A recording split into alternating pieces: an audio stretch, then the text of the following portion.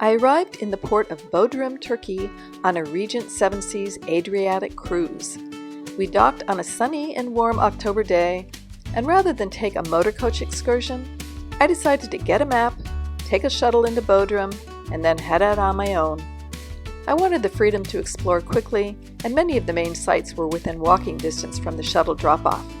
The shuttle left us off within easy walking distance to Bodrum Castle and Museum. I managed to skip past the tour groups and felt like I had the castle and museum to myself. It was a much better maintained building than many I had seen in my travels. The Castle of St. Peter was built in the 1400s and has 4 towers, the English, German, French, and Italian, which bears the names of those responsible for their construction. The castle changed hands through various wars, was bombed in World War I, and eventually rebuilt. It now houses the Museum of Underwater Archeology and lots of peacocks. They were the first thing I ran into, and I discovered there is such a thing as white peacocks. I later looked them up online and wish I could have seen them open their plumes. It seems like it would have been a sight to behold.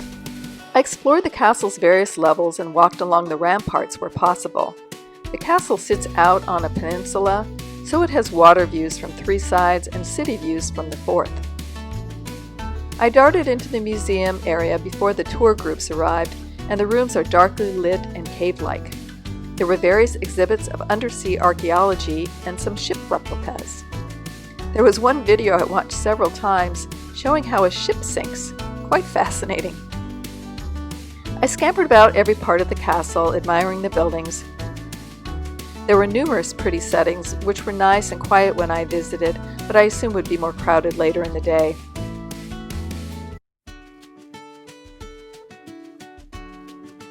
When I left the castle, I discovered there was an arena adjacent to it, where it looked like school children were gathering.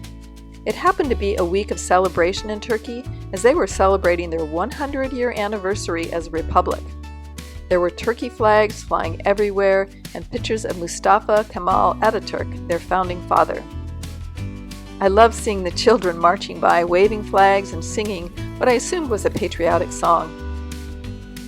I took off down the road, following the marina, searching out a mausoleum that was an historic site. I missed the turnoff for the mausoleum, but was unperturbed, as I was enjoying the stroll along the seaside. There are tons, and I mean tons, of restaurants and cafes along the coast, as well as some shopping areas. I eventually ran into what looked like a museum entrance, but when I went through the entrance there was a park-like setting, with lovely meandering paths that eventually took me up to this sign, which translates to mausoleum. It led me to this place, higher up the hill, which was a small mausoleum. To whom the mausoleum was built, I have no clue.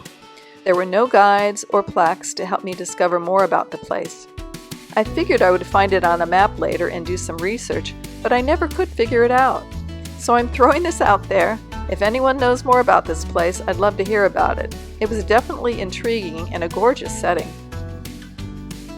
Back out to the street, I asked directions to the mausoleum, which was one of the major tourist attractions, and finally found my way there. I have to say I was quite underwhelmed.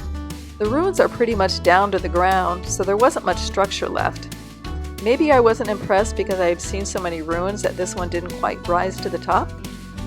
So I left shortly afterward and wandered back to the town center where there was a shopping district. The shopping district is a newer one as compared to others I experienced on this Adriatic cruise. I'm not much of a shopper, but I always like drifting around to see what local tchotchkes they are selling. I soon connected with the shuttle and traveled back to the ship, completing my fun day in Bodrum.